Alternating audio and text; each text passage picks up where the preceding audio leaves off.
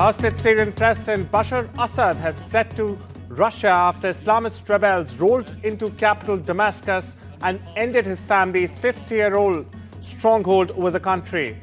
Assad, who inherited the office from his father in 2000, reportedly slipped out of Syria early Sunday morning as rebels closed in on his palace. According to Russian state media, he arrived in Moscow later in the day.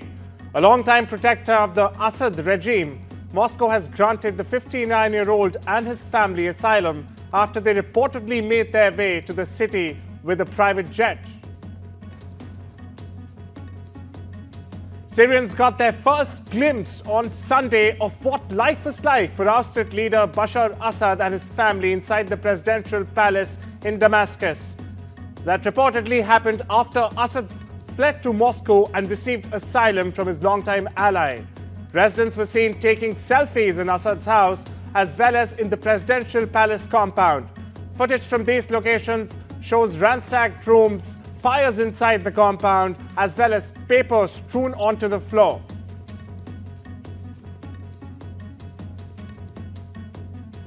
US President Joe Biden has said the sudden collapse of the Syrian government under Bashar al-Assad is a fundamental act of justice after decades of repression. But it also is a moment of risk and uncertainty for West Asia.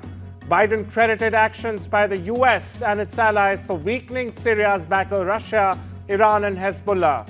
His comments came following the fall of the Assad regime in Syria. The Assad regime has fallen. This regime brutalized and tortured and killed literally hundreds of thousands of innocent Syrians. The fall of the regime is a fundamental act of justice. It's a moment of historic opportunity for the long-suffering people of Syria to build a better future for their proud country. It's also a moment of risk and uncertainty. Israeli army tanks and armored vehicles crossed the border fence, marking the so-called Alpha Line and entering the buffer zone, which separates the Israeli-occupied Golan Heights from Syria on Sunday night. Israeli Military Chief of Staff Herzi Halevi said on Sunday that Israeli troops are now engaged on 4 fronts as a result of new operations on the border of Syria and the Golan Heights. Halevi's comments came after Israel deployed soldiers into a demilitarized buffer zone in the Golan Heights after toppling of Bashar Assad's regime by Islamist rebels. Meanwhile, Prime Minister Benjamin Netanyahu said Israeli troops had seized a buffer zone in the Golan Heights established in 1974, saying it was to protect Israeli residents after Syrian troops abandoned positions. Sources say the Indian embassy in Syria's capital Damascus continues to remain operational and is in touch with all Indian nationals. All Indian nationals in Syria are safe and the embassy remains available to help them. Islamist-led rebels today said they have liberated Syria from the regime of Bashar al-Assad. In an advisory earlier, the Ministry of External Affairs asked Indians living in Syria to leave the country by the earliest available commercial flights. The advisory came before the rebels breached the capital, Damascus. Dr. Jaishankar, while speaking on the ongoing conflict in West Asia, has stressed that the primary concern is to stop the mounting death toll and underlined the need for achieving a quote-unquote immediate ceasefire, paving more humanitarian assistance and facilitating the return of hostages. India's Foreign Secretary Vikram Misri is in Dhaka and is raising India's concerns from the last few weeks. Misri embarked on a day-long visit to Bangladesh in the first high-level trip from New Delhi after a massive uprising ended deposed Prime Minister Sheikh Hasina's 15-year rule in August. Misri is holding wide-ranging talks with his Bangladeshi counterpart and is expected to raise the issue of attacks on Hindus and other minorities in the country. Key issues on the agenda include trade, visa policies, connectivity, border killing, water sharing, and other matters of mutual interest.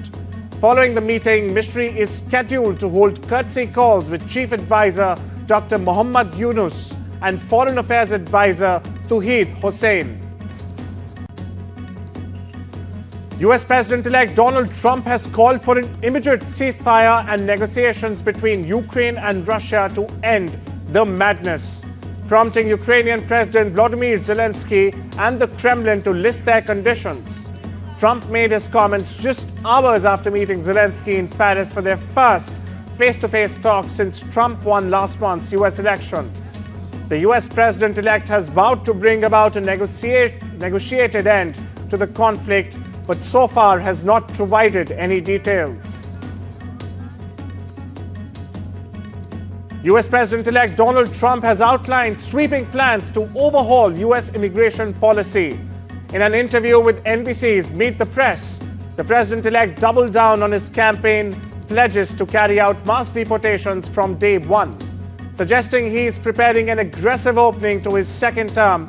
Trump also said he would end automatic US citizenship for children born in the country, a move that would immediately be challenged in the courts, but signaled openness to finding a path for undocumented immigrants who come to the US as children.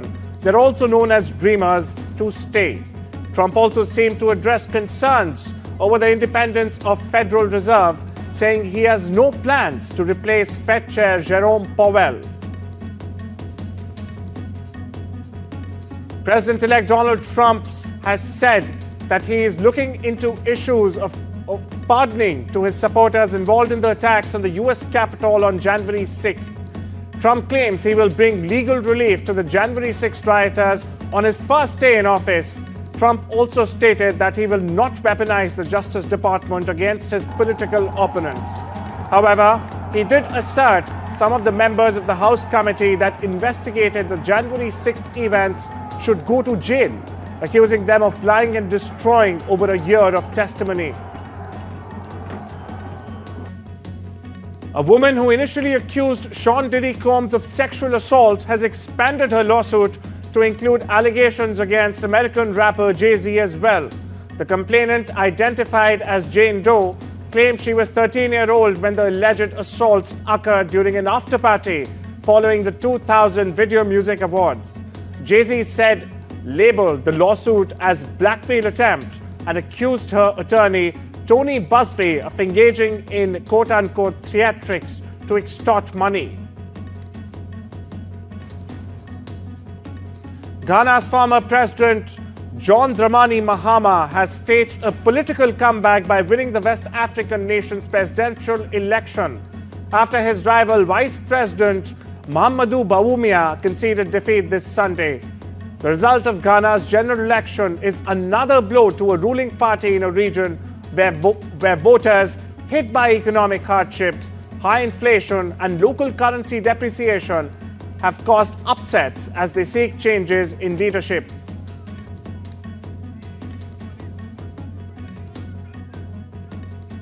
Australian law enforcement authorities declared the Melbourne synagogue arson attack a terrorist act.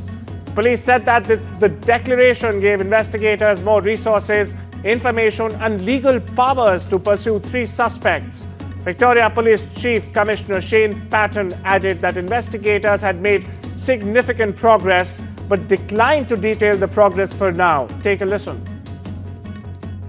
That Joint Management Committee meeting has recommended that their belief is that this is likely a terrorist incident that has occurred.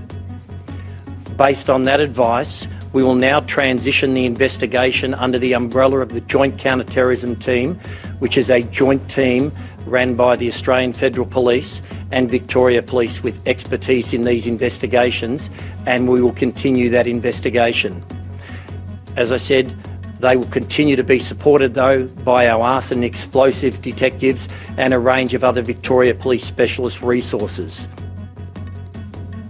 South Korean authorities have imposed an overseas travel ban on President Yoon Suk-yeol as prosecutors weigh possible insurrection charges over his botched attempt to impose martial law last week. While Yoon survived an impeachment vote in an opposition-led parliament on Saturday, his political survival now hangs in tatters. The travel ban on the country's embattled leader was confirmed by the Corruption Investigation Office on Monday. His party previously said they will seek Yoon's resignation and urged the president to be suspended from duties to protect the country from grave danger. China's top leaders plan to loosen monetary policy and expand fiscal spending next year as Beijing braces for a second trade war when Donald Trump takes office next month. The 24-man Politburo led by President Xi Jinping announced it will embrace a moderately loose strategy for monetary policy in 2025, marking its first major shift in stance since 2011. According to official Xinhua news agency, the body also adopted stronger language on fiscal policy, saying it will be more proactive, a step up from proactive.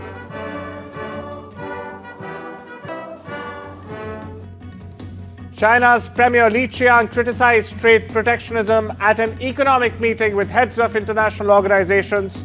China stated that there have been additional trade restrictions, including tariffs imposed by some countries, refrained from naming specific countries. Now, China is at odds over trade with the US and the EU. The EU has slapped import duties of up to 35% on electric vehicles from China, whereas US President-elect Donald Trump has threatened to sharply raise tariffs on all Chinese imports when he takes office. Australia and Nauru have signed a new treaty. Australia will give $140 million Australian dollars in budget and security support to Nauru, the Pacific island country, over the next 5 years. Australia's Prime Minister Anthony Albanese said the treaty will ensure people in Nauru have access to banking services to strengthen its economy. The treaty will also provide budget support of $100 million Australian dollars. Additionally, Australia will invest $40 million Australian dollars to upgrade Nauru's policing and security to benefit the greater region. Australia is Nauru's largest economic, security and development partner. We view this partnership as a serious responsibility and a sign of the enduring respect between our two nations. Together, in the spirit of friendship and cooperation, Nauru and Australia developed this treaty guided by the best interests of both countries. President Adeang has expressed clearly to me that Nauru's long-term economic resilience, including access to banking services, is his priority and Nauru's greatest need. Here in Australia, we recognise that the economic stability of our neighbours benefits our entire region. The Nauru-Australia Treaty will take our relationship to a new level. After a series of official ceremonies aiming to celebrate its recovery from a devastating fire in 2019, Notre Dame opens its doors to the faithful with its first fully public Mass on Sunday evening. The liturgy was attended by 2,500 people, including French President Emmanuel Macron. Nearly 170 bishops from France and around the world took part, along with one priest from each of the 113 parishes of the French Diocese. The cathedral, which previously welcomed 12 million annual visitors, is now expected to draw 15 million in its new chapter. Taiwan raised its alert level on Monday, saying China has set up 7 zones of reserved airspace and deployed naval fleets and Coast Guard boats in what a security source described as the first military drills across a broad swathe of the region's waters. According to reports, China currently has 90 Navy and Coast Guard ships in waters near Taiwan, the southern Japanese islands and the East and South China Seas, of which around 2/3 were Navy vessels.